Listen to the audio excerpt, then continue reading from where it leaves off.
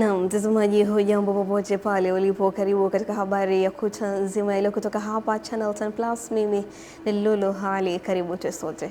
Rais wa Jamhuri ya Muungano wa Tanzania Daktari Samia Suluhu Hassan amesisitiza umuhimu wa nchi za bara la Afrika kufanya mageuzi ya dhati ya miundombinu inaweza kuleta matokeo chanya ili bara hilo liweze kupunguza utegemezi kutoka nje. Mwanahabari wetu ametuandalia taarifa ifuatayo. Akifungua mkutano wa taasisi ya Afrika 50 na jukwaa la miundombinu Afrika jijini Dar es Salaam leo, Rais Samia amesema mafanikio ya miradi mikubwa ya kimkakati inayoendeshwa katika nchi hizo inalenga katika kuifanya Afrika ijitegemee na kuipongeza taasisi ya Afrika 50 kwa kutimiza miaka 10 inayoonyesha ufanisi mkubwa katika ujenzi wa miundombinu. As for us Tanzania, our infrastructure transformation is guided by the Tanzania Development Vision 2050. Kwa upande wetu sisi Tanzania, mageuzi ya miundombinu yanaongozwa na Dira ya Taifa ya Maendeleo ya Tanzania mwaka 2050, ambayo inaongoza maendeleo ya nchi kwa kipindi cha miaka 25 ijayo. Utekelezaji wa dira hiyo ulianza mwezi uliopita Julai mwaka huu. Dira hii inaeleza adhima yetu ya kujenga uchumi wenye ushindani na viwanda unaowajumuisha wananchi wote, unaochochewa na ubunifu, rasilimali watu yenye ujuzi, maendeleo endelevu na miundombinu ya kisasa, kwa kutambua kuwa mageuzi haya hayawezi kufanikishwa na serikali pekee.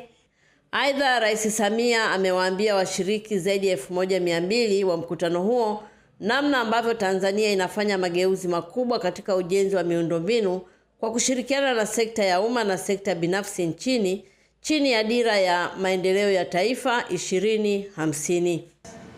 We must strengthen partnership that bring together public resources, private sector, development financial institutions. Ni lazima tuimarishe ushirikiano unaounganisha rasilimali za umma, sekta binafsi, taasisi za fedha za maendeleo pamoja na wafanyabiashara na wawekezaji wa ndani na kimataifa.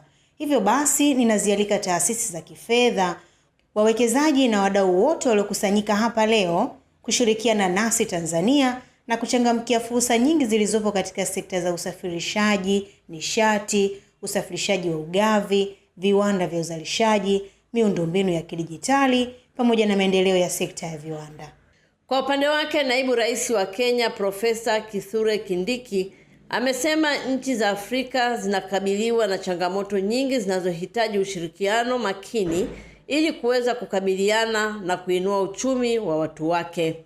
To organize ourselves in this space around LNG, for example, the pipeline from Mozambique, Tanzania. Tunapaswa kujipanga kwa pamoja katika maeneo muhimu kama sekta ya nishati.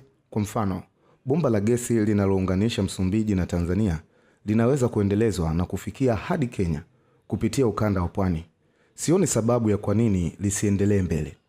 Katika mkutano huo, mikataba 5 imesainiwa, 3 kati yake ikihusu Tanzania. Mikataba ambayo Tanzania inakwenda kunufaika nayo ni mkataba wa kuisaidia Tanzania katika usafishaji wa figo, mkataba wa usafirishaji na usambazaji umeme nchini, na mkataba utakaoweka mpango wa usafirishaji na usambazaji wa gesi asilia nchini. Afrika 50 kupitia mkurugenzi mtendaji wake imesema katika muongo ujao inatarajia kupanua wigo wa shughuli zake kwa lengo la kusaidia utekelezaji wa miradi mikubwa ya miundombinu yenye uwezo wa kuvutia mitaji kutoka Afrika na duniani na kuchochea ukuaji wa uchumi. Tanzania has demonstrated its commitment to leveraging infrastructure to drive economic transformation. Tanzania imeonyesha dhamira ya dhati ya kutumia maendeleo ya miundombinu kama nyenzo ya kuharakisha mageuzi ya uchumi na kuimarisha ushirikiano wa kikanda. Ushirikiano kati ya Tanzania na Africa 50 unakisi kwa usahihi aina ya ushirikiano ambao Afrika inahitaji zaidi. Mimi ni Faraja Kihongole, Dar es Salaam. Haya, Rais wa Zanzibar na mwenyekiti wa Baraza la Mapinduzi Mheshimiwa Daktari Hussein Ali Mwinyi amekutana na Katibu Mkuu wa Makumbusho ya Taifa ya Oman Jamal bin Hassan Al Musawi kwa mazungumzo maalum yaliyolenga kuimarisha uhusiano na ushirikiano katika uhifadhi na uendelezaji wa maeneo ya urithi wa kihistoria na utamaduni wa Zanzibar. Tupate undani wa taarifa hii. Mazungumzo hayo yamefanyika Ikulu mjini Unguja na kuhudhuriwa pia na balozi mdogo wa Oman aliyepo Zanzibar, Balozi Said Salim Al Sinawi. Katika mazungumzo hayo, Rais Mwinyi amepongeza serikali ya Oman kwa kuendelea kuiunga mkono Zanzibar katika juhudi za kuhifadhi na kuendeleza urithi wake wa kihistoria na utamaduni kupitia mipango mbalimbali ya maendeleo. Dr. Mwinyi amesema ushirikiano huo una umuhimu mkubwa katika kuhifadhi historia ya Zanzibar, kuendeleza utamaduni na kuongeza mchango wa maendeleo ya urithi katika uchumi na maendeleo ya nchi. Aidha, Rais Mwinyi amehakikishia Oman ushirikiano wa Serikali ya Mapinduzi ya Zanzibar katika kufanikisha programu ya miradi inayotekelezwa Zanzibar, hususan katika uhifadhi, usimamizi na uendelezaji wa maeneo urithi ya kihistoria na utamaduni. It's important that we continue the conservation and restoration of all the artifacts that we have, and I really appreciate the way that you are doing this in the different places. In Zanzibar itself, where we can at the same time build capacity. In Muscat for items that cannot be done here, but even outside Oman and Tanzania, in other countries, for specialized type of expertise. Upande wake, Katibu Mkuu wa Makumbusho ya Taifa ya Oman Jamal bin Hassan Al Musawi amehakikishia Zanzibar kuwa Oman itaendelea kushirikiana nayo katika kuhifadhi na kuendeleza urithi wa historia na utamaduni pamoja na kumbukumbu muhimu za kihistoria, kiutamaduni na kijamii. A good neighbor which emphasizes friendship, mutual respect, non-interference and understanding of our neighbors. And this applies also to our cooperation. Juma Kasim, Channel 10, Zanzibar. Shirika la Afya Duniani WHO limesema licha ya kuwepo kwa matumaini baada ya majaribio awali ya chanjo, kwanza sasa itachukua miezi kadhaa kabla ya chanjo hizo kupatikana kwa matumizi ya watu wengi. Shirika hilo limesema mpaka sasa wagonjwa 50 wameandikishwa kwa sehemu ya jaribio la kwanza la dawa katika vituo vitatu vya matibabu, ikiwa ni sehemu ya juhudi za kukabiliana na kudhibiti ugonjwa huo katika taifa la Jamhuri ya Kidemokrasia ya Kongo. Wakati hayo yakiendelea, majaribio ya chanjo yameanza nchini Uingereza na Canada, ikiwa ni hatua ya kutathmini mwitikio wa kinga ya mwili, japo hadi sasa kumekosekana chanjo ya virusi vya Ebola aina Bundibugyo ambayo imesababisha vifo vya takriban watu 1700 nchini Kongo. Tukiendelea mbele zaidi, mtazamaji, Jeshi la Kujenga Taifa JKT limesema linaandaa utaratibu wa kuwafuatilia vijana baada ya kuhitimu mafunzo ili kuwasaidia kupata fursa za kiuchumi, ikiwemo mikopo na kuwawezesha kuendeleza ujuzi waliopata, hatua inayolenga kuongeza ajira na kujitegemea kwa vijana. Amani Bando anatueleza zaidi. Mkuu wa Jeshi la Kujenga Taifa JKT Meja Jenerali Rajabu Mabele amebainisha mkakati huo jijini Dodoma katika viwanja vya maonesho ya 88 kitaifa na kimataifa, ambapo ameeleza kuwa utaratibu huo utasaidia kubaini shughuli zinazofanywa na wahitimu pamoja na kuweka mazingira ya kuwasaidia kupata mikopo na fursa nyingine zitakazowawezesha kujitegemea. Hatukuwa na huo utaratibu kwa kwamba tutakuwa tunawafuatilia vijana. Kwa hiyo tumekuwa sasa hivi tunaanzisha utaratibu ambao tunaendelea tunawamonitor, tunawafuatilia nini wanafanya. Na sasa hivi tuna utaratibu ambao tunauweka vizuri zaidi kwamba tuweze kuona hata namna ambavyo hao vijana wanaweza kupata mikopo, wanaweza kupitia usaidizi kutoka Jeshi la Kujenga Taifa. JKT imeeleza kuwa ufuatiliaji huo ni sehemu ya maboresho yanayotokana na maoni ya wananchi na wadau wanaotembelea taasisi hiyo, huku wakisisitiza kuwa katika miradi yote ya sekta ya kilimo, mifugo na uvuvi, jeshi linawashirikisha vijana kwa 100% ili kupata ujuzi huo.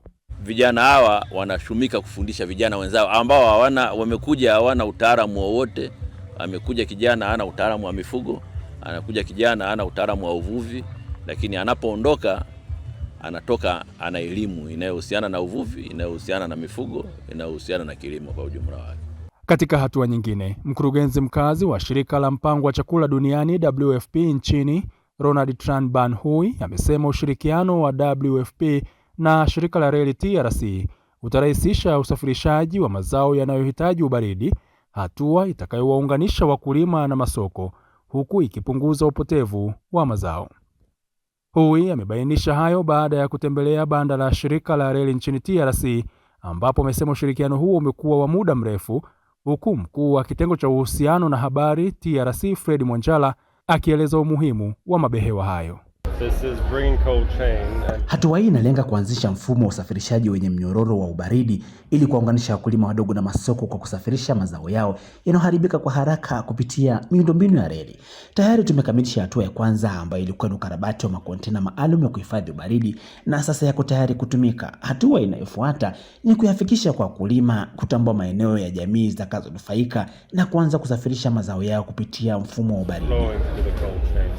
Na tumemhakikishia kwamba TRC tuko vizuri, tunaenda kuyatumia yale mabehewa kwa ajili ya kuwasaidia wakulima wadogo kuyatoa mazao yao kule chini kabisa na kuyapeleka katika masoko. Amani Mbando, Channel 10, Dodoma. Waziri wa Maliasili na Utalii Shatu Kijaji ameanza ziara kikazi katika mkoa wa Kagera ambapo anatarajiwa kuzindua miradi 17 ya maendeleo yenye thamani ya jumla ya shilingi bilioni 110 ambapo amezindua bweni ya wasichana katika shule ya sekondari Tunamkumbuka iliyogharimu zaidi ya shilingi milioni 800. Mwanahabari wetu ametuandalia taarifa ifuatayo. Katika siku ya kwanza ya ziara hiyo ya Waziri Kijaji ametembelea na ukagua ujenzi wa soko la kisasa, stendi ya mabasi, jengo la ofisi ya mkurugenzi wa manispaa ya Bukoba mkoani Kagera, pamoja na kuzindua ujenzi wa bweni la wanafunzi wa kike katika shule ya sekondari Tunamkumbuka iliyopo halmashauri ya wilaya Bukoba mkoani Kagera. Waziri amesema kuwa katika mkoa wa Kagera atazindua miradi ya maendeleo 17 yenye thamani ya shilingi bilioni 110. Itazindua miradi 17 kati ya mingi iliyopo ndani ya mkoa wa Kagera. Na hiyo miradi 17 fedha yake ni shilingi bilioni 110. Huko nyuma ilikuwa ni ngumu sana kusikia kuna bilioni 110 zimekwenda kwenye mkoa fulani. Ilikuwa ni maajabu. Kama miradi hii tunapoipokea, tumeifungua kama hivi, kinachofuata sasa ni kuitunza. Mbunge wa viti maalum mkoa wa Kagera Devota Daniel wakati anazungumza na wananchi wa kata ya Kibirizi ulipofanyika mkutano wa hadhara amesema kuwa katika wilaya Bukoba vijijini ina changamoto ya barabara, huku mwenyekiti wa CCM mkoa wa Kagera akisema kuwa wananchi wanatembea umbali mrefu kwenda kufuata huduma ya afya. Hospitali inayohudumia maeneo haya Kibirizi, Izimbia, Rubare, Butera, Nkuzi iko Kemondo kule karibu kilomita 15 kutoka mjini. Hawa hawana hospitali. Kwa hiyo katika mipango ya serikali si mbaya kuwa na hospitali mbili. Sisi kwenye wilaya hii ya Bukoba vijijini tuna changamoto ya barabara na umejionea mwenyewe, barabara hazipitiki na serikali wamejitahidi kutengeneza, lakini ni kuombe leo ikikupendeza ukienda kwa Daktari Samia muombe atuongezee bajeti ya TARURA, bajeti ya TANROADS. Katika mkutano huo wa hadhara, wananchi wamewasilisha changamoto zao ambazo wanakumbana nazo na kusema kuwa katika kata ya Kibirizi wanakumbana na changamoto ya wanyama wakali tembo, huku waziri akisema kuwa changamoto hiyo inatatuliwa. Hakikishia mimi na watumishi wenzangu ndani ya Wizara ya Maliasili na Utalii tutalisimamia kwa nguvu zetu zote. Ndio maana nilianza kuwapa pole, alafu niwape habari njema ambayo serikali yenu chini ya mwanamama mahiri, makini na anayeipenda Tanzania yake kwamba tumeamua kulifanyia kazi. Toka halmashauri ya wilaya Bukoba mkoani Kagera, Jacques Joachim, Channel 10. Naam, shukrani sana Jacques Joachim kwa taarifa hiyo. Urusi imetekeleza mashambulizi dhidi ya Ukraine kwa kutumia makombora ya masafa marefu na ndege zisizo na rubani na kusababisha vifo vya watu 17 na wengine 44 kujeruhiwa. Shambulio hilo linatajwa kuwa miongoni mwa mashambulizi baya zaidi kuwahi kushuhudiwa mjini Kyiv mwaka huu, kwani miongoni mwa sehemu zilizoathiriwa kwa shambulio ni kituo cha reli, maghala na makazi ya watu. Rais wa Ukraine Volodymyr Zelensky amesema kucheleweshwa kwa upatikanaji wa mifumo ya kuzuia makombora ya masafa marefu kutoka kwa washirika wake kumesababisha vifo na uharibifu mkubwa. Mwenyekiti wa Umoja wa Wanawake ya Chama cha Mapinduzi Tanzania CCM UWT Mary Chatanda amewataka mabalozi wa nyumba 10 nchini kuwatambua wageni wanaoingia kwenye maeneo yao na kutoa taarifa kwa viongozi wa serikali kwa wanaowatilia shaka ili kulinda usalama wa nchi. Rose Chapewa ametuandalia taarifa ifuatayo. Mwenyekiti wa UWT ambaye pia ni mjumbe wa kamati kuu ya CCM Taifa Mary Pius Chatanda anasema haya akiwa mkoani Songwe kwa ziara ya kazi, akidai kuwa usalama wa nchi utalindwa na Watanzania wenyewe. Ulinzi na amani ya nchi hii unatokana na sisi wenyewe. Tuna mabalozi wetu wa nyumba 10. Mabalozi wa nyumba 10 wanaishi na watu katika zile nyumba anazoziongoza. Ni vizuri wenzetu hawa wakawa wanawatambua wananchi wanaokuja kwenye eneo lake la utawala kwa kuwajua kwamba huyu ni nani, kaja leo, amekuja kwa nani, amekuja kufanya nini, ataondoka lini. Ni vizuri mabalozi wetu wakawa wanatoa taarifa. Amina. Mabalozi watoe taarifa kwa wenyekiti wetu wa mitaa ambao ndio serikali.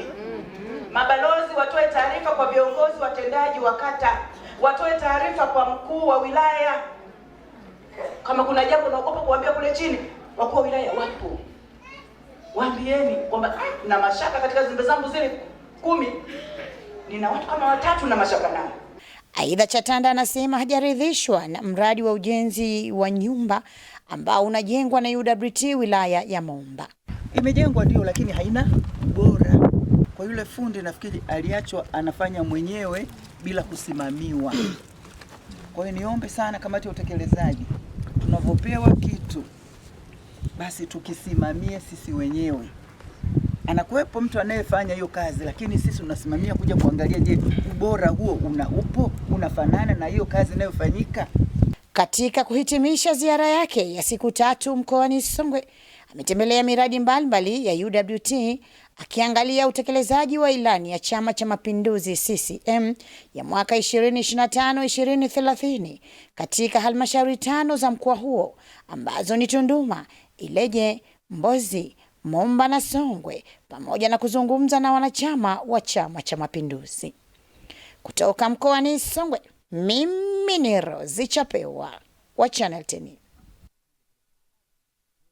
Shirika la umeme Tanzania TANESCO limesema limekamilisha kwa mafanikio awamu ya kwanza ya kazi za uvutaji wa nyaya katika eneo la Mkambarani, mkoa wa Morogoro, ikiwa ni sehemu ya hatua za mwisho za utekelezaji wa mradi wa njia ya kusafirisha umeme wa msongo wa kilovolts 400 kutoka Chalinze hadi Dodoma. Mwanahabari wetu huyo hapa anatueleza.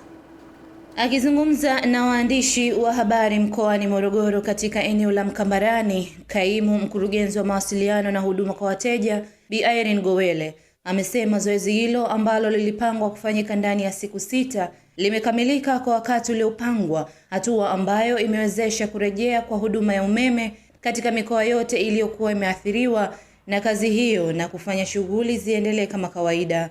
Amewakumbusha wateja wa shirika hilo kuwa awamu ya pili ya uvutaji wa nyaya itafanyika katika maeneo ya Kikombo na Mkonze Dodoma kuanzia Agosti 11 hadi 14, ambapo shughuli hizo zitafanyika kwa wakati mmoja.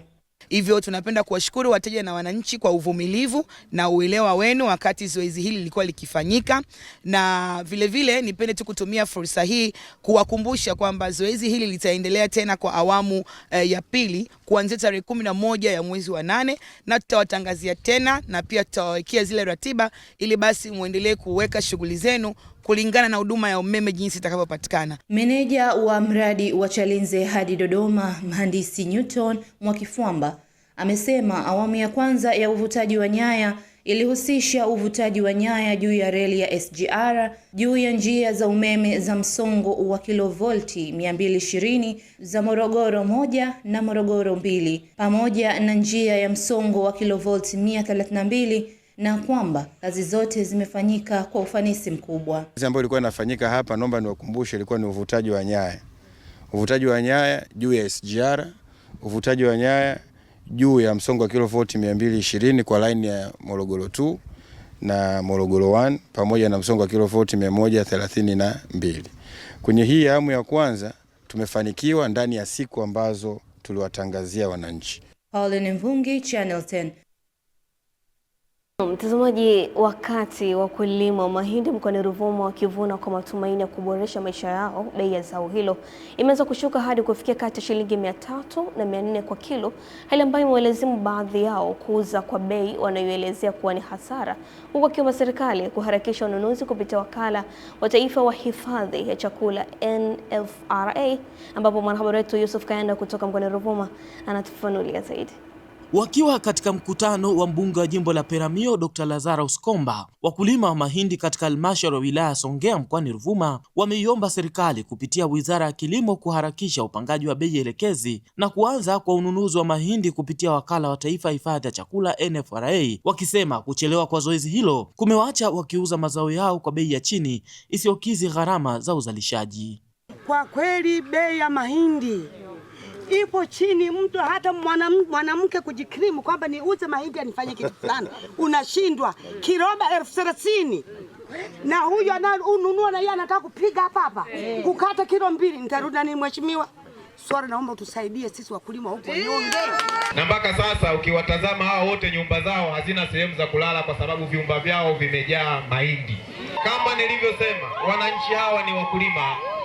Ili waweze kufika sokoni, kitu pekee kitakachowafikisha sokoni kwa urahisi tena kwa bei nafuu ni ubora wa barabara. Akijibu hoja hizo, mbunge wa Peramiho Dr. Lazarus Komba Bunungu amesema serikali ipo katika hatua za mwisho za kuanza ununuzi wa mahindi kupitia NFRA na kuwataka wakulima kuwa na subira huku taratibu za mwisho zikikamilishwa. Lakini mnunuzi mzuri wa mahindi sisi tunajua ni serikali, na Mheshimiwa Waziri alituahidi kwamba serikali inakwenda kununua mahindi, na ni kweli serikali inakwenda kununua mahindi. Mimi niliomba bei ya mahindi ikiwa ya chini sana, basi angalau iwe kilo moja shilingi 700. Lakini nilisema itakuwa nzuri kama ikiwa shilingi 800. Kwa sasa bei ya mahindi katika maeneo mbalimbali ya halmashauri ya wilaya Songea ni kati ya shilingi 300 hadi 400 kwa kilo, huku gunia la kilo 100 likiuzwa kwa wastani wa shilingi 30,000 mpaka 40,000, hali ambayo wakulima wanasema haendani na gharama walizotumia kuandaa mashamba, kununua pembejeo na kuvuna mazao hayo. Kutoka Ruvuma, Yusuf Kayanda, Channel 10. Wanawake wa manispaa ya Kibaha watanufaika na mafunzo ya ujasiriamali yatakayowasaidia kujitegemea kiuchumi kupitia mpango maalum ulioanzishwa na UWT wilaya ya Kibaha mjini, ambapo mwanahabari wetu Margaret Malisa ana taarifa zaidi. Mwenyekiti wa UWT wilaya ya Kibaha mjini Bielina Mgonja ameanza utekelezaji wa mpango huo kwa kuzitembelea kata zote 14 za manispaa hiyo, huku akianzia Msangani na Mkuza ambapo zaidi ya wanawake 100 wamepatiwa mafunzo ya utengenezaji wa sabuni za maji na batiki, huku katibu wa UWT wilaya ya Kibaha mjini Cecilia Ndaro akiwahimiza wanawake kutumia elimu hiyo kujiletea maendeleo. Mimi mwenyekiti wenu nikakaa pamoja na kabineti yangu, katibu na kamati yangu ya utekelezaji, nikasema hapana, ninao ujuzi. Huu ujuzi sijaanza leo. Huu ujuzi nimefundisha watu takribani 600 pale kwenye ofisi ya CCM wilaya. Nikasema sasa nawapata huko kwa sababu ukiona nembo ya UWT ni mwanamke ameshika mtoto, kumkomboa kifikra, kimawazo, kiuchumi. Ukimkomboa mwanamke kiuchumi umekomboa familia. Nikasema sasa kwa kuwarahisisha naenda kata kwa kata 14. Tupunguze magenge ya kusemana, tupunguze maneno ya kuchafua watu. Inawezekana kuwa na jumuiya imara yenye kujituma, yenye kupunguza maneno, yenye kupigana shoti hata kwenye neema ya wanawake. Kwanza ni dhambi kwa Mwenyezi Mungu. Mtu anapoleta fursa, iwe ni mimi Ndaru nimeiba Dodoma naleta kwenye wilaya ambayo mimi niko hapa bado. lakini mama Mgonja anatoa fursa, wewe unabaki na maneno. Baadhi ya washiriki wa mafunzo hayo wameelezea kufurahishwa na hatua hiyo, huku wakisema imewapa maarifa yatakayowasaidia kuanzisha shughuli za kujiongezea kipato. Tunamshukuru mama Ngonja kuja kututoa kwenye umaskini, kutufundisha wajasiriamali wadogo wadogo. Tulikuwa tujui kutengeneza sabuni, mabatiki. Tunamshukuru mwenyekiti wetu na tutaendelea naye na tumempenda. Mafunzo tuliyopata leo ni utengenezaji wa sabuni za maji na shampoo pamoja na utengenezaji wa batiki. Tumetengeneza batiki za sambusa na tumetengeneza batiki za boksi. Margaret Malisa, Channel 10. Naam, asante sana Margaret Malisa kwa taarifa hiyo. Mkuu wa Iringa Kheri James amempa saa 24 afisa manunuzi wa halmashauri ya manispaa Iringa kuhakikisha anakamilisha taratibu zote za malipo kwa mkandarasi anayetekeleza mradi wa ujenzi wa jengo jipya la ofisi ya halmashauri ya manispaa Iringa, mradi ambao unatekelezwa kwa gharama ya shilingi bilioni 4.2 unaofadhiliwa na serikali. Mkuu huyo mkoa amesisitiza kuwa ucheleweshaji wa malipo usikwamishe kasi ya utekelezaji na ukamilishaji wa mradi huo muhimu wa maendeleo. Clement Sanga ana taarifa zaidi.